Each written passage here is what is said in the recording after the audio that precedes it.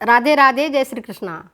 आप सभी को मेरे इस YouTube चैनल पर हार्दिक स्वागत है। प्यारे बच्चों, आज मैं आपको मूल्य का वर्गीकरण बताऊंगी कि मूल्यों को कितने वर्गों में वर्गीकृत किया गया है।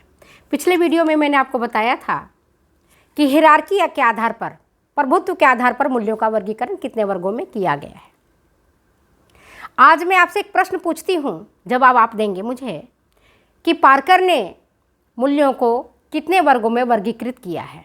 बता सकते हैं आप कि पार्कर ने मूल्यों को कितने वर्गों में वर्गीकृत किया है? तो आप बताइए, मालूम है किसी को? नहीं। चलो मैं आपको बताती हूँ। फर्स्ट ईयर के स्टूडेंट्स जो एनईपी के अंतर्गत जोधपुर यूनिवर्सिटी से एग्जाम दे रहे हैं, वो इस टॉपिक को विशेष रूप से पढ़ें, विशेष रूप से इस पर ध्यान दें। तो पार्कर एक जो समाजशास्त्री हैं, विद्वान हैं, इन्होंने मूल्यों को दो वर्गों में वर्गीकृत किया है। एक है आपका क्रियात्मक मूल्य और दूसरा है कल्पनात्मक मूल्य। नाम सबको पता है, क्रियात्मक, जिसमें क्रिया करनी पड़ती है, एक्शन करना पड़ता है, इसमें वातावरण के साथ समायोजन करना पड़ता है, उसमें व्यक्ति को वातावरण के साथ पारस्परिक अंतःक्रिया करनी पड़ती है, अंतःक्रिया करना सीखना पड़ता है और वस्तुओं की वास्तविकता पर इसको विश्वास करना पड़ता है। ये क्रियात्मक मूल्य कहलाते हैं। एग्जाम्पल, जैसे गर्मी पड़ता है तो आप क्या करते हो? गर्मी के मौसम में पंखा लेते हो, कूलर चलाते हो, एसी की हवा खाते हो। क्रियात्मक है। ये वस्तुओं की वास्तविकता पर विश्वास करना सिखाता है। ये क्रियात्मक मूल्य के अंतर्गत आते हैं। वातावरण के साथ समायोजन करना सिखाना। ठंड का मौसम है तो वातावरण के साथ आप कैसे समायोजित करोगे अपने आप को? गर्म कपड़े पहनते हो, हीटर का उपयोग करते हो, करते हैं नहीं करते हैं? अपन सब करते हैं। और दूसरा इनका है जो पार्कर ने बताया है, वो है दूसरा है कल्पनात्मक मूल्य। कल्पनात्मक मूल्य कौन से?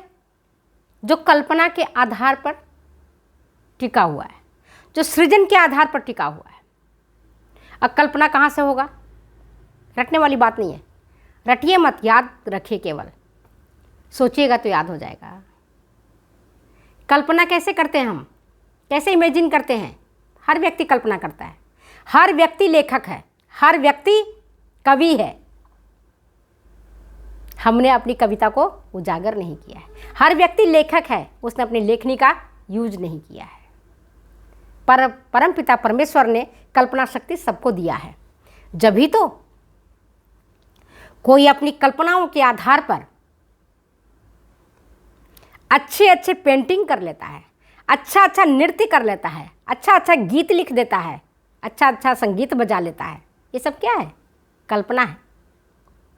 आप घर में खाना भी पकाती हैं या अपने जीवन के बारे में भी कल्पना करती हैं, भविष्य के बारे में भी सोचना क्या हुआ कि हमारा ऐसा परिवार होगा, मेरा ऐसा घर होगा, इस घर में मैं इस तरह से घर को डेकोरेट करूँगी, हम नौकरी करेंगे तो हमारे पास इतने पैसे आएंगे, उन पैसों को इन जगहों में मैं खर्च करूँगी, वहाँ इन्वेस्ट करूँगी, वहाँ से मुझे पैसे मिलेंगे, उन पैसों से मैं आगे का कार्य करूँगी, बच्चे के लिए साइकिल खरीदूँगी, हस्बैंड के लिए कार खरीदूँगी, खुद के लिए भी एक अच्छी कार खरीदूँगी। ये सब क्या है? ये कल्पना ही तो है, ये सृजन ही तो है। इसकी उपज होती है दिमाग से, इसकी उपज होती है मस्तिष्क से। तो पार्कर ने बताया है कि मूल्य का वर्गीकरण हम दो भागों में करते हैं, एक क्रियात्मक है, दूसरा कल्पनात्मक है। कल्पना में कल्पना शक्ति का उपयोग करते हैं। आप ये देखो, जो बड़े बड़े लेखक हैं, जो उपन्यासकार हैं, जो साहित्यकार हैं, वो कैसी अपनी कल्पनाओं के आधार पर चीज़ों को लिख देते हैं, आप सोच भी नहीं सकते।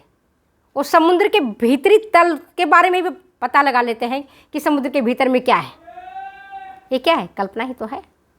तो इसकी उपज होती है हमारी ब्रेन से, हमारे मस्तिष्क से। खेल है, कला के प्रति रचनात्मकता है, ये सब हमारे मस्तिष्क का उपज होता है। धर्म की उपासना है, ये भी हमारा मस्तिष्क का उपज होता है। जब भी तो जो 2 घंटा हम उपवास नहीं कर सकते हैं, वो व्यक्ति धर्म के पराकाष्ठा को जब चरम सीमा को प्राप्त करता है तो 10 दिन, 20 दिन, 30 दिन, आप पढ़ते हो पेपर में इतना दिन का उन्होंने उपवास रखा है। 24 घंटे का उपवास नहीं कर पाते, वो 24 दिन का उपवास करते हैं। 4 घंटे का उपवास नहीं कर सकते हैं, वो व्यक्ति 40 घंटे का उपवास करता है। आखिर कैसे?